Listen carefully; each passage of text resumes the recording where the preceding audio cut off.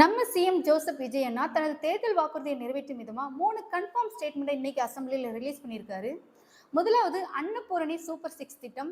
அடுத்த வருஷம் பொங்கல் மாதத்திலிருந்து 3 சிலிண்டர் விநியோகிக்கப்படும் என்று சொல்லியிருக்காரு.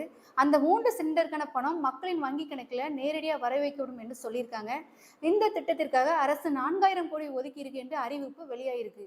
இரண்டாவது வெற்றி பயண திட்டம். பெண்களும் திருநங்கைகளும் பேருந்தில் பயணம் செய்யலாம். எக்ஸ்பிரஸ், எல்எஸ்எஸ், டீலக்ஸ் பேருந்துகளும் இதில் சேர்க்கப்படும் சொல்லியிருக்காங்க. மொஃபிசி மற்றும் மலைப்பகுதி பேருந்துகளில் இலவச பயணம் செய்யலாம். அடுத்த மாதம் 2ஆம் தேதியிலிருந்து அமலுக்கு வரும்னு சொல்லியிருக்காங்க. இந்த திட்டத்தால் அரசுக்கு ஆண்டுக்கு சுமார் 6000 கோடி கூடுதல் செலவாகும் என்று அரசு தரப்பிலிருந்து சொல்லியிருக்காங்க. மூன்றாவது பரந்தூர் விமான நிலையம் திட்டம் கைவிடப்படுவதா அறிவிச்சிருக்காங்க. பரந்தூரில் திட்டமிடப்பட்டிருந்த 27,000 கோடி மதிப்பிலான கிரீன்ஃபீல்ட் ஏர்போர்ட் திட்டம் கைவிடப்படுது. அதற்கு பதிலாக மீனம்பாக்கம் விமான நிலையத்தை விரிவுபடுத்துவது அரசின் கொள்கையாக அறிவிக்கப்பட்டிருக்கு. புதிதாக டெர்மினல் 5 திறக்கப்படும் என்றும் இதன் மூலம் ஆண்டுக்கு சுமார் 5.5 கோடி பயணிகளை கையாளும் நோக்கத்தோட திட்டம் வடிவமைக்கப்படும் என்றும் சொல்லியிருக்காங்க.